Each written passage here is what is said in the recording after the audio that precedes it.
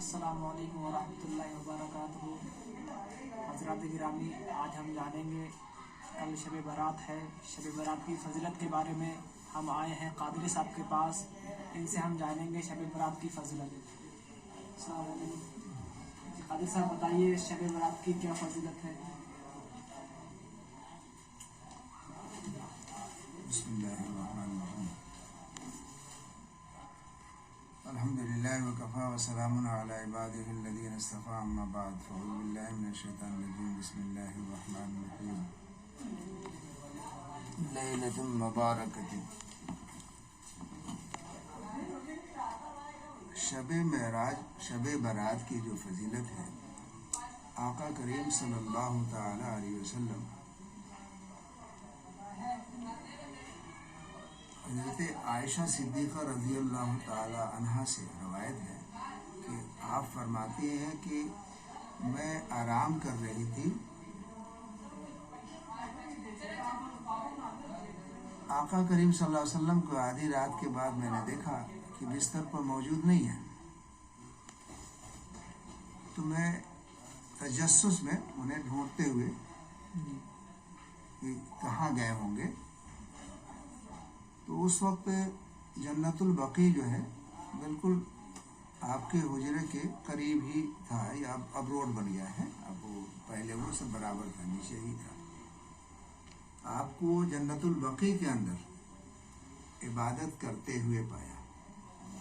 اللہ کے رسول صلی اللہ علیہ وسلم نے حضرت عائشہ صدیقہ رضی اللہ تعالیٰ عنہ سے ارشاد فرمایا، اے عائشہ، آج تم کو پتہ ہے کہ آج کون سی شب ہے؟ کہا یا رسول اللہ صلی اللہ علیہ وسلم مجھے معلوم نہیں۔ آج 15ویں کی شب ہے۔ آج اللہ تبارک و تعالی بنو کلب ایک قبیلہ تھا، بہت زیادہ کثرت سے بکریاں پالتا تھا، کئی ہزار ان کے بکریاں اس خاندان میں ہوتے تھے۔ آپ نے فرمایا بنو کلب کی جو بکریاں ہیں نا، ان کے بالوں کے برابر اللہ تبارک و تعالی گنہگار بندوں کو بخشش فرما دیتا ہے۔ آج وہ شب ہے۔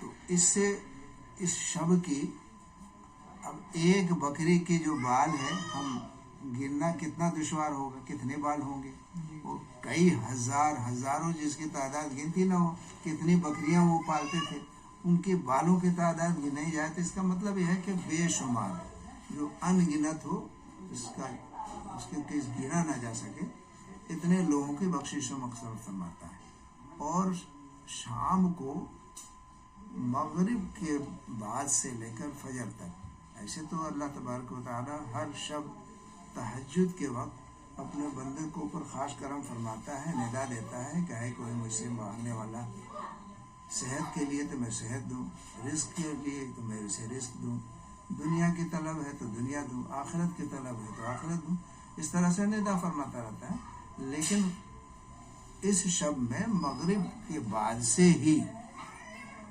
طلوع فجر تک اللہ تبارک و تعالیٰ اپنے بندے کے اوپر خاص مہربان ہو جاتا ہے، اور ہر چیز ہر وہ چیز جو بندہ چاہتا ہے زندگی میں، اس کی جو ضرورتیں، وہ تمام ضرورتوں کو ایک چیز کے نام لیتا ہے اور پکارتا ہے کہ ہے کوئی میرا بندہ جو مجھ سے طلب کرے میں اسے دوں۔ یہ خاص اس کی مہربانی آج کے شب میں، یعنی شب برات کی، اسے شب برات اسے کہتے بھی ہیں کہ نجات کی رات ہے، بخشش و مغفرت کی رات ہے، اور دعائیں قبول ہوتی ہیں اس دن خاص طور سے۔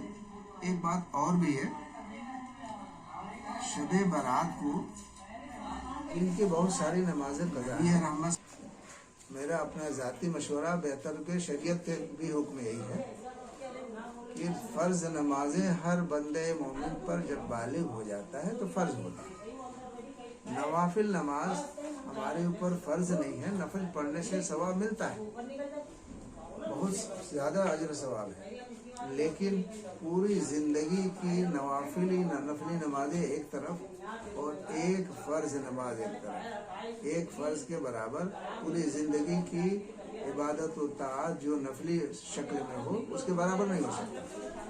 तो जो फ़राइज़ हमारे रह गए हैं, क़ज़ा हो गए हैं, बेहतर ये है कि इस शब में क़ज़ाए उम्री ज़्यादा से ज़्यादा पढ़ी जाए नमाज की जगह पे। इसमें दो फ़ायदे होंगे कि क़ज़ाए उम्री भी होगी और नवाफिल का भी सवाब लिखा जाएगा और इसके दोनों फ़ायदे हो जाएंगे। उसके साथ में सलातुत तस्बीह एक नमाज है जिसमें 300 तस्बीह पढ़ी जाती है। उसकी तरकीब यह है कि नियत करता हूँ मैं 4 रकात नमाज सलातुत तस्बीह की नफिल वास्ते अल्लाह ताला के मुँह मेरा काबे शरीफ की तरफ अल्लाह अकबर कह के नियत बांध लेंगे और सना पढ़ेंगे। सना के बाद सुबहानल्लाहि वल्हम्दुलिल्लाहि वला इलाहा इल्लल्लाहु वल्लाहु अकबर 15 मरतबा इसको पढ़ेंगे। फिर सूरह फातिहा पढ़ेंगे, फिर कोई सूरह मिलाएंगे, फिर 10 मरतबा इस तस्बीह को सुबहानल्लाह वल्हम्दुलिल्लाह वला इलाहा इल्लल्लाह वल्लाहु अकबर पढ़ेंगे। फिर उसके बाद हम रुकू में चले जाएंगे, अल्लाह अकबर कह के रुकू में जाएंगे। रुकू की तस्बीह सुबहान रब्बिल अज़ीम पढ़ के फिर 10 मरतबा इसको तस्बीह को पढ़ेंगे। तो 25 वो हो गए थे, 25 और 10 35 हो गए। और रुकू से जब कौमा खड़ा होते समी अल्लाह व लिमन हमिदा रब्बना लक हम पढ़ते हैं तो फिर खड़े होकर तस्बीह को पढ़ेंगे। फिर पहला सजदा करेंगे, सजदे में सुबहान रब्बिल आला पढ़ के फिर इस तस्बीह को 10 बार पढ़ेंगे। फिर सजदे से जैसे सीधे होते हैं उससे जलसा करते वो खड़े रहेंगे, बैठे रहेंगे और बैठकर फिर इस तस्बीह को 10 मरतबा पढ़ के फिर दूसरा सजदा करेंगे। दूसरे सजदे में भी सुबहान रब्बिल आला करके 3 मरतबा पढ़ने के बाद इस तस्बीह को 10 बार पढ़ेंगे। यानी एक रकात में 75 तस्बीह होती है।